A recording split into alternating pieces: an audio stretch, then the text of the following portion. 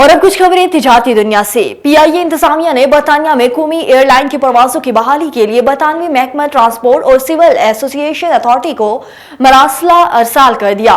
CEO PIA हुर्रम Mushtaq की हिदायत पर कौमी एयरलाइन के general manager quality and safety association की जानिब से बरतानिया में परवाजों की बहाली के मुतल्लिका मरासला लिखा गया। हद के मतन के मुताबिक बरतानिया में पीआईए की परवाजों की बहाली की इजाजत दी जाए। पीआईए की जानिब से बरतानिया में थर्ड कंट्री एथोराइजेशन इजाजतनामा भी बहाल करने की दरख्वास्त की जाती है।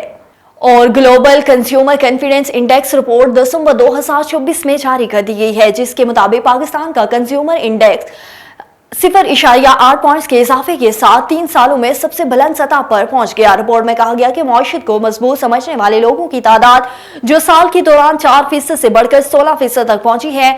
हम अहम एशिया की गाड़ियां और मकानात खरीदने में सहूलत गुज़श्ता माहियों के मुकाबले में 4 गुना बढ़ गई है।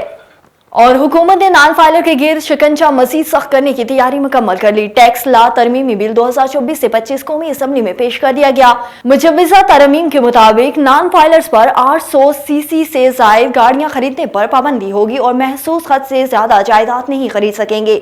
नॉन फाइलर पर महसूस खत से ज्यादा शेयर्स की खरीदारी पर भी पाबंदी होगी, जबकि बैंक अकाउंट ओपन नहीं कर सकेंगे।